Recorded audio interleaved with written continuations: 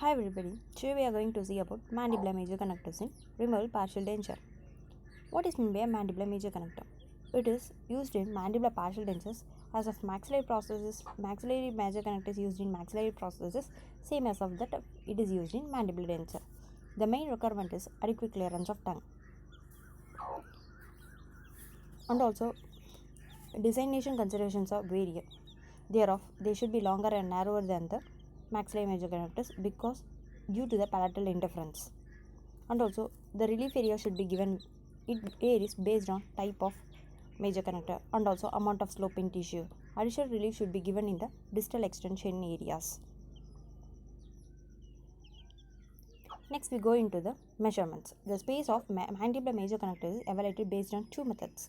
First is measuring using periodontal probe, second one is using tracing compound. First, using a periodontal probe, how we can measurement the mandibular major connector space. First, we ask the patient to protrude the tongue to touch the vermilion border of the lip so that tissue surface gets activated. And then periodontal probe is inserted between the cingulum of the anterior tooth, between the depth is measured between the canine and central incisors. That is measured using periodontal probe.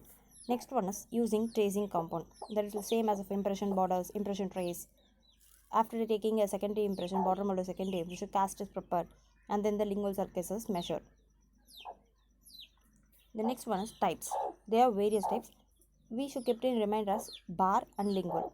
These two words are remembered in the classification. That is, first one is lingual bar, sublingual bar, double lingual bar, cingulum bar, labial bar, and the final one is lingual plate.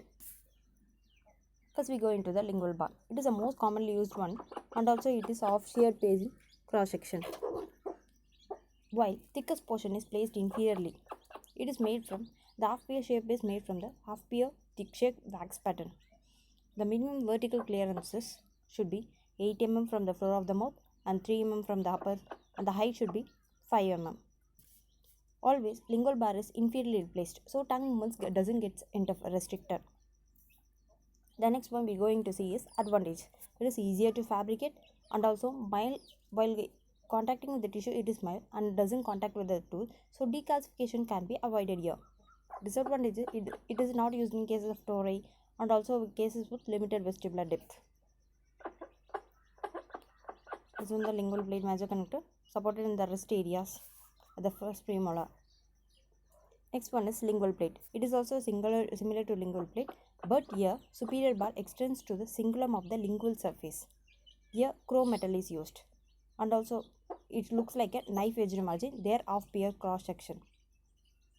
Here in cases with large embrasure and spacing, superior border may dip down so that it doesn't get visible external. It is also referred as step back technique. It is also supported by wrist. Indications of lingual plate are most posterior teeth to be replaced and indirect retention, and also which tooth are remaining or not periodontically sound.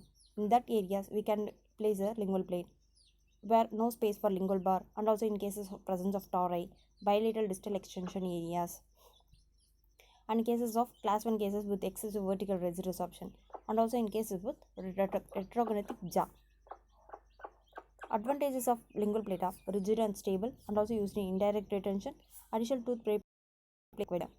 Disadvantages of decalcification and irritation of oral mucosa. This is a lingual plate measure. That is, it looks like a knife edged margin. This one is the occlusal and cross sectional view. We have actually referred a step back design technique, that is this one. The next one is double lingual bar. It is also known as Kennedy bar. It is actually called as lingual bar with cingulum bar. Cingulum bar is referred as continual bar retainer. Here, comparatively with lingual bar, here middle portion is taken off. Lower one always resembles the lingual bar.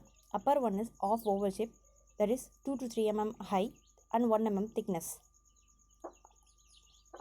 Upper bar shouldn't run in straight line because it gets deep into the embraces. Here, in diastema cases, step back technique is used here. Two bars are connected with the help of a minor connectors. Indications of double lingual bar are used in large interproximal embraces and also used in diastema cases. Advantages are retention, stabilization. Disadvantages are it gets interference with the while giving the step back design technique. It interferes with the free movements of tongue and also food entrapments occurs here. Next one is sublingual bar. Modification of lingual bar. It is placed inferiorly and posteriorly the lingual bar. Indications are they are used with lingual plate of lingual frenum.